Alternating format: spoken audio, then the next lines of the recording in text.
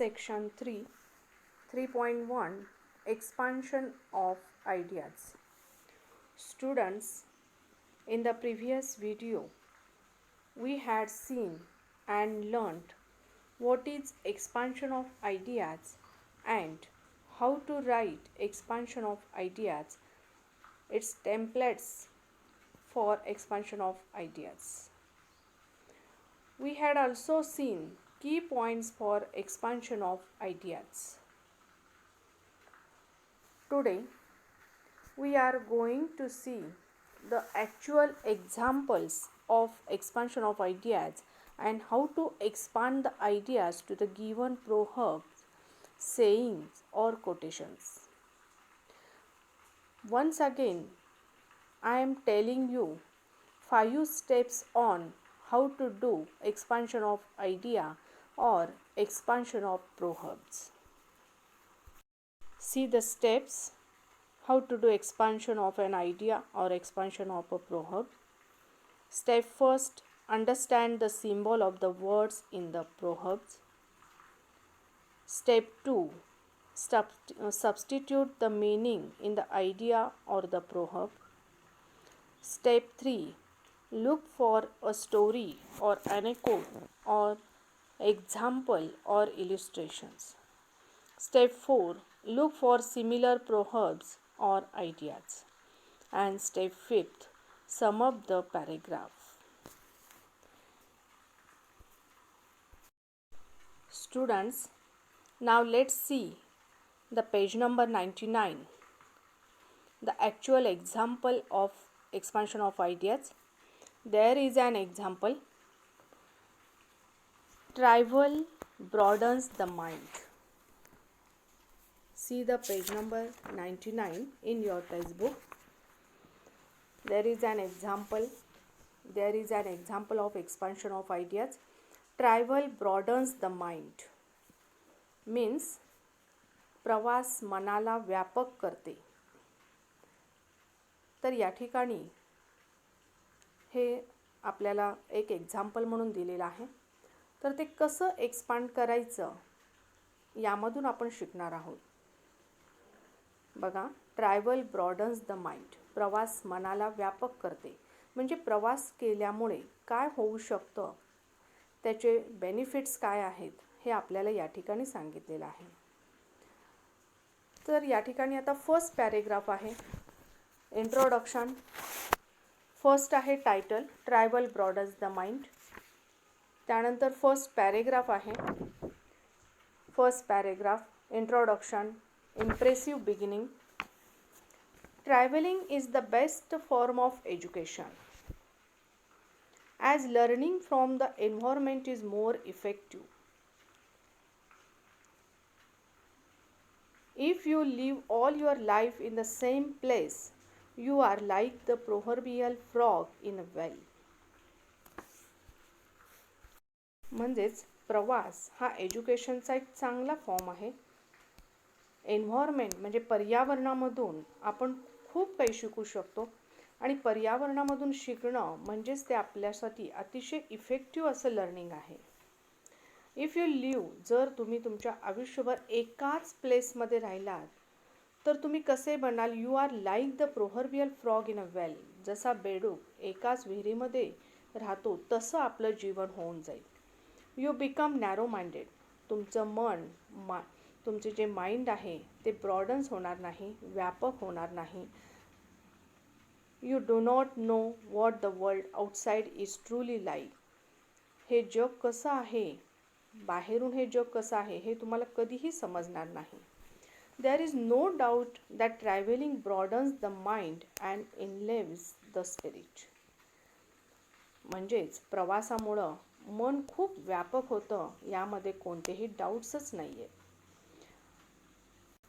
Now let's see the second paragraph. Second paragraph means middle paragraph. Focus on words. तर या पॅरेग्राफमध्ये आपण वर्ड्सवर focus करणार आहोत. Interpretation and evaluation of ideas. See the second paragraph. Apart from viewing of natural and historical sites, Traveling enables a person to meet different people and study their customs, modes of dressing, culture and languages at close quarters. प्रवास केल्यामुळे तुम्हाला जगामधील वेगवेगळ्या चालीरीती, वेगवेगळे different people, वेगवेगळ्या टाईपचे looks, त्यांचे dressings, त्यांचे कस्टम्स म्हणजे त्यांच्या चालीरीती, त्यांचे कल्चर, संस्कृती, त्यांची लँग्वेजेस, त्यांचे वेगवेगळे बोलली जाणारे लँग्वेजेस, हे तुम्हाला अतिशय जवळून असं पाहायला मिळेल. Meeting different people makes a person broad minded and tolerant. वेगवेगळ्या लोकांना आपण नेहमी भेटत राहिल्यामुळे तुमचं जे माइंड आहे ते ब्रॉड होत जाईल, व्यापक होत जाईल.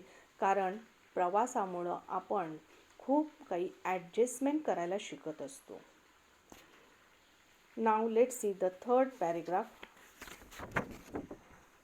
थर्ड पॅरेग्राफ हा convincing conclusion with a proverb or quotation. म्हणजे लास्ट पॅरेग्राफ हा कन्क्ल्युजनचा असतो. तर तो कसा असतो तो पहा. Travelling brings people closer and broadens one's outlook. ट्रॅव्हलिंगमुळे अनेक टाईपचे लोक जवळ येत असतात. It removes prejudices and helps a person to become a citizen of the world in the true sense. आपल्या मनातील जे काही प्रिज्युडायझेस आहेत, जे आपल्या मनामध्ये जे काही दुसऱ्यांबद्दलचे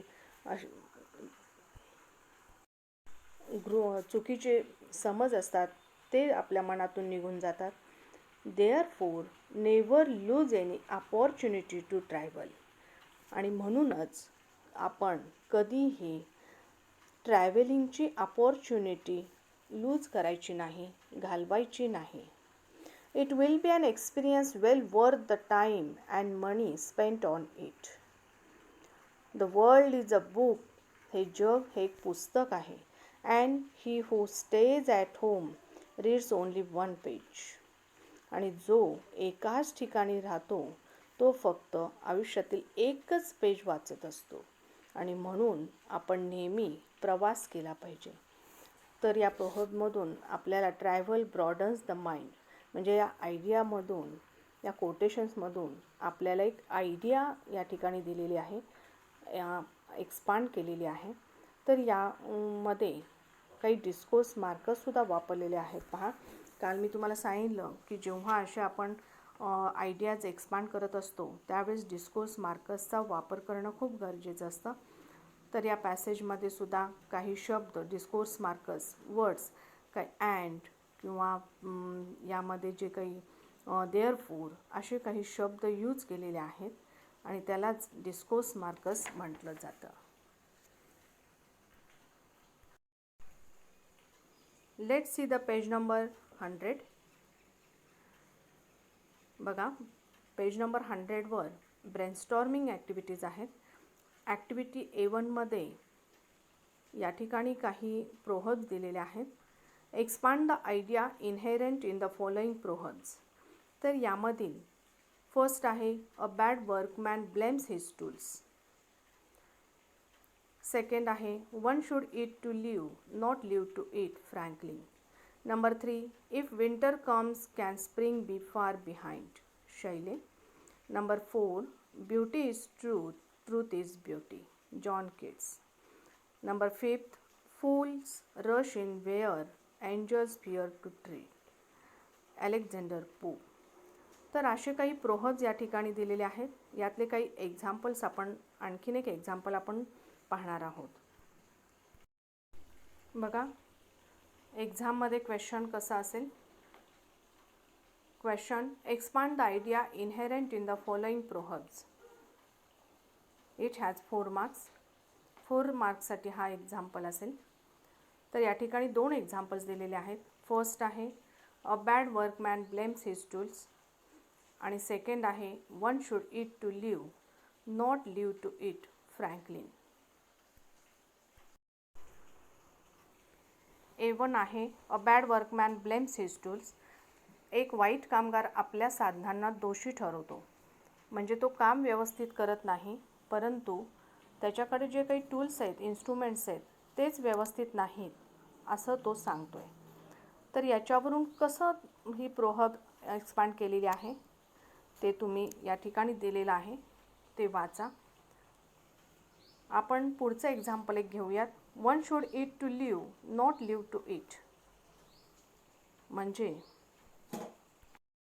जगण्यासाठी खायचं आहे, खाण्यासाठी जगायचं नाही. One should eat to live, जगण्यासाठी खावा, खाण्यासाठी जगायचं नाही. Franklin. We may write expansion of ideas in 3 paragraphs. या ठिकाणी पॅरेग्राफ दिलेले नाही, पण तुम्ही त्या ठिकाणी ते पॅरेग्राफ्स करायचे आहेत. First introductory paragraph, second core content, and number 3 conclusion. Your answer should be in these 3 paragraphs. See the examples. Second example, one should eat to live, not live to eat. Franklin. The proverb one should eat to live, not live to eat means that no one should adopt eating as their favorite job. We eat only for our survival. म्हणजे कोणीही eating, खाणं हाच आपला favourite job करायचा नाही.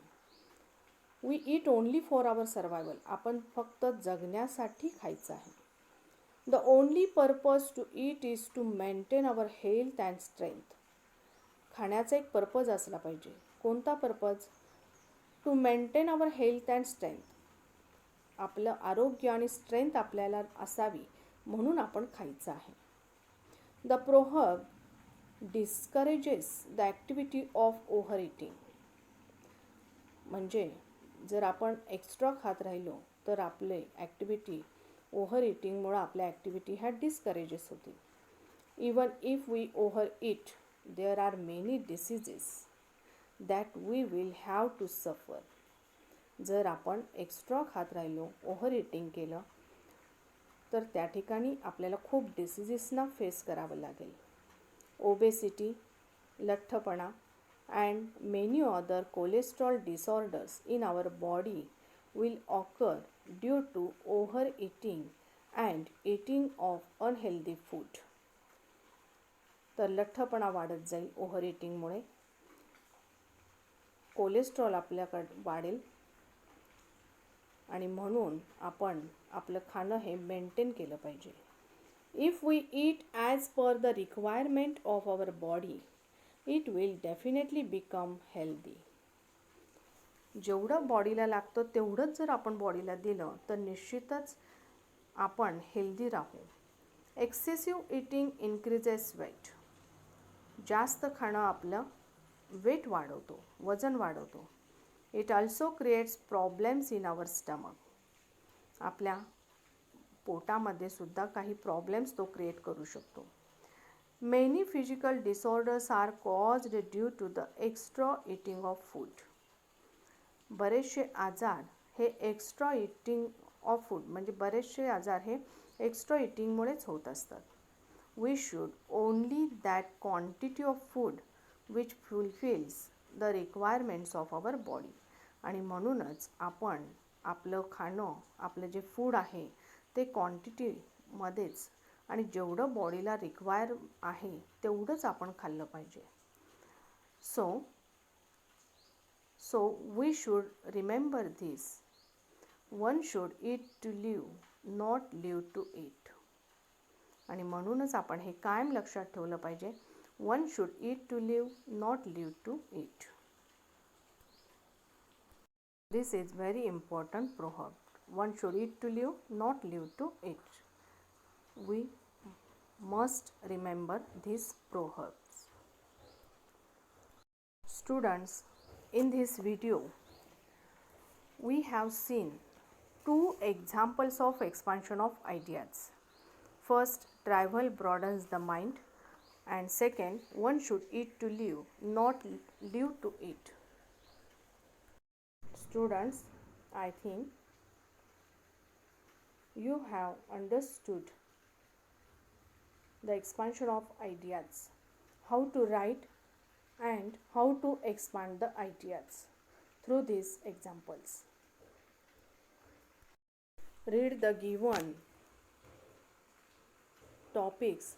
Travel broadens the mind, and one should eat to live and not live to eat. Read the given examples. Travel broadens the mind, and one should eat to live, not live to eat, again and again carefully, and complete it in your notebook. Okay, thank you.